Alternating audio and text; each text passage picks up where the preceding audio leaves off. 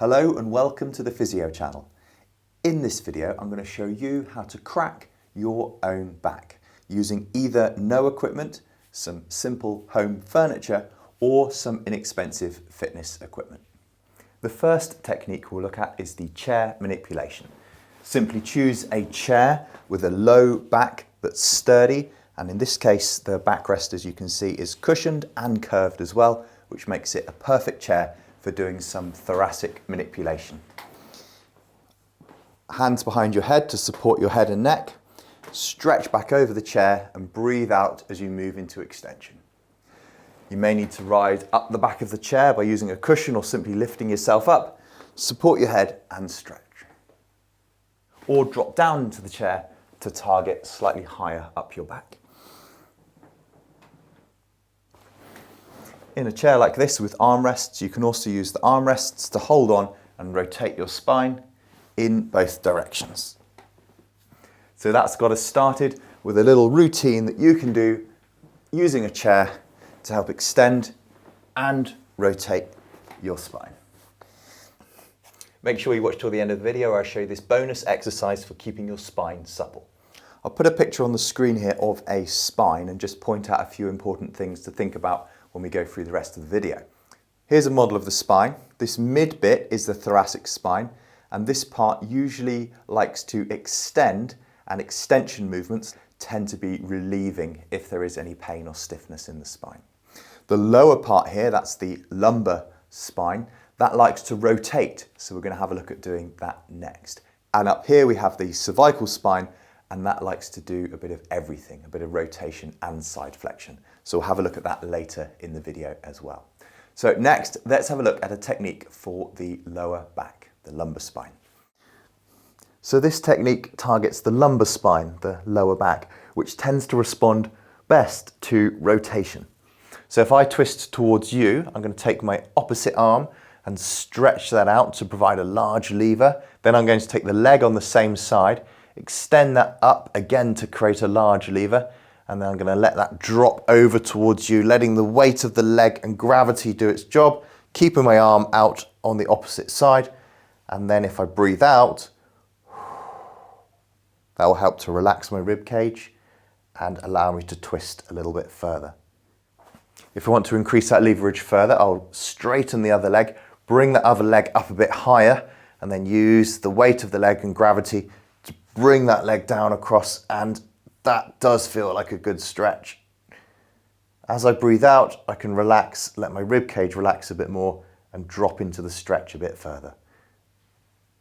And it's most likely you'll get some cracks or what we call cavitations when you do that movement. Of course, you can also go over to the other side, dropping that leg down, arm out, leg up and over. Continuing on the theme of rotating and stretching the lumbar spine, pop yourself into this position and then rotate over the front leg using your arm to increase the leverage. Exhaling when you get to the end of the movement will also help you to go a little bit further. Next, we'll move up to the neck. This part of the spine is structurally more mobile and also more delicate than the thoracic and the lumbar spine. But here's a technique you can do, just don't be too forceful when mobilizing your own neck. Take the bottom of your hand and place it in the middle of your neck. Then turn your head away and slightly up, and then gently stretch your neck over your hand. So the hand is in a karate chop position and it's working as a fulcrum, pivot point, so that you can stretch your neck over your hand. Take the hand, place it into the middle of the neck, turn your head away, and then stretch gently over your hand. Let's look at that a bit closer. Hand, neck, turn away and stretch over the hand. In this part of the video, we'll look at how we can use some simple bits of fitness equipment to help crack and mobilize and manipulate the thoracic spine. Place the mobility band on my back, anchor it through the web spaces of my thumbs, and then simply extend up, keeping the pelvis down, lifting the shoulders up, and it creates a pivot point which enhances the stretch at that particular point of my spine. The next technique is one of the best self-manipulation methods for the thoracic spine. I have here a foam roller from a company called Trigger Point. Again, I'll put a link in the description. They come in many, many different colours, and I've chosen this lovely bright orange colour. I'll pop that down here. When supporting your head, keep the roller moving, going up to your shoulders and down towards your lower back. When you find a spot that feels tight, what you can do is pause at that point, drop your bum down towards the floor and let your head drop back so that your spine extends over the roller. Stop if you feel any pain or if the pain increases. Otherwise, this is the thoracic manipulation over the foam roller. So we've arrived at the end of the video, and I'm going to show you the bonus exercise now for keeping your spine supple. Start on your hands and knees and take one arm and put it through the space between your arm and leg, putting it on top of the Trigger Point roller here.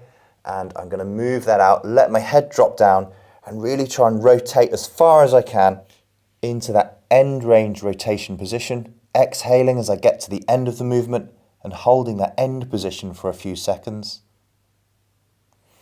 before returning back up and repeating that 2 to 3 times on each side. That brings us to the end of the video. Please like, comment and subscribe, and share this video with anybody who you think may find it helpful. Put some other videos on the screen here which you may find useful. Otherwise, thanks for watching, and we'll see you in the next video.